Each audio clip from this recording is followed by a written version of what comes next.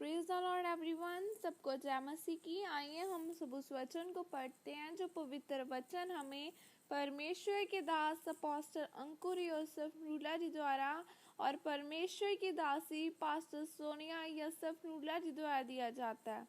आइए हम सब उस पवित्र वचन को पढ़ते हैं।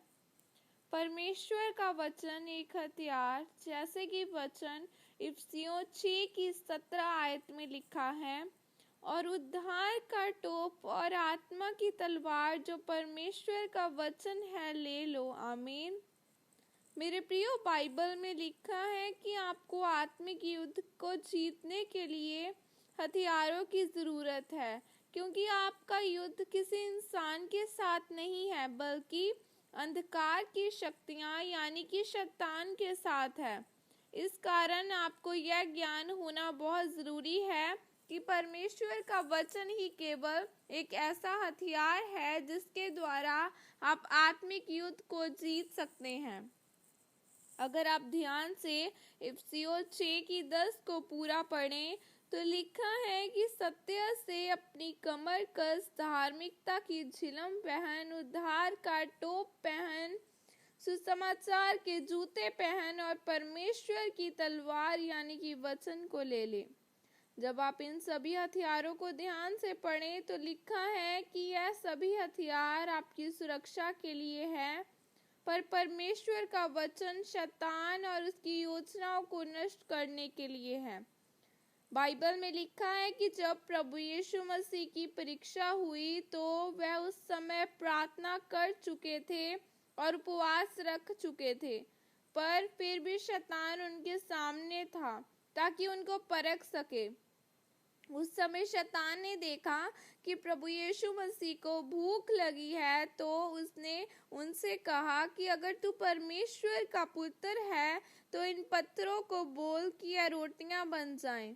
उस समय प्रभु यीशु मसीह ने कहा कि शैतान, लिखा है कि इंसान केवल रोटी से ही नहीं बल्कि परमेश्वर के वचन से जो उसके मुख से निकलता है जीवित रहेगा। याद रखें, प्रार्थना शैतान को हराने के लिए हथियार नहीं है, क्योंकि जब आप हथियार के बारे में वचन में पढ़ते हैं तो हथियारों के बाद में प्रार्थना के बारे में दिया गया है और लिखा है कि हर समय आत्मा में प्रार्थना करते रहो।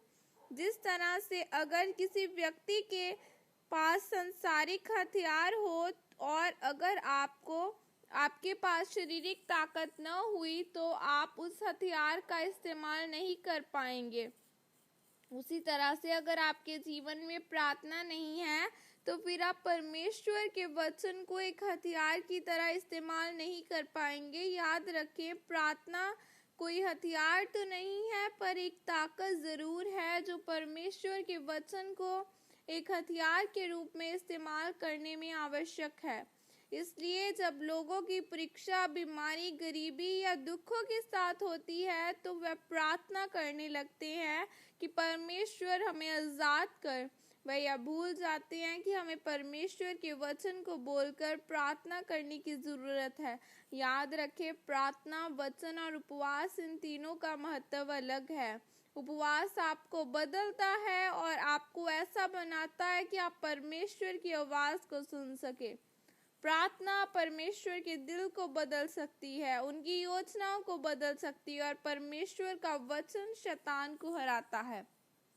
इसलिए बाइबल में लिखा है, जो डोरी 3 धागों से बनी होती है वह जल्दी नहीं टूटती। मेरे प्रियो, आज आपको परमेश्वर के वचन को अपने जीवन में महत्व देने की जरूरत है। जब आप परमेश्वर के वचन के बारे में ज्ञान रखेंगे तो आप आत्मिक युद्ध को लड़ सकेंगे और शैतान और उसकी योजनाओं पर विजय प्राप्त कर सकेंगे। परमेश्वर आप सबको इस वचन के द्वारा आशीषित करें। आमीन। यह अंगीकार आपके द्वारा किया जाए। सर्वशक्तिमान परमेश्वर, इस वचन के लिए पिता, मैं आपका धन्यवाद करती हूँ, मैं अंगीकार करती हूँ परमेश्वर की मैं लगातार आपके वचनों को पढ़ूंगी, आपके वचन के द्वारा शैतान की हर एक योजना पर विजय को पाऊंगी। प्रभु यीशु मसीह के सामर्थ्य नाम में मांगती हूँ। आमीन।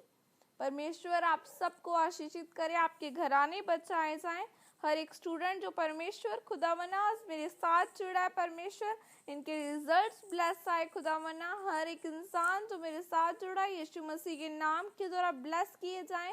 इनके घराने, इनके लोग खुदावना ब्लेस किए जाएं। बाइबल में लिखा है कि तू बच, तेरा घराना बचाया जाएगा।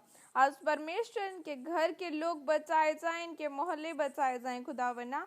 आज परमेश्वर हर एक जन की खुदावना, आज हर एक जन की परमेश्वर प्रार्थनाओं को सुना खुदावना। इनके फाइनेंस ब्लेस किए जाएं खुदावना, इनकी मैरिड लाइफ ब्लेस की जाए खुदावना।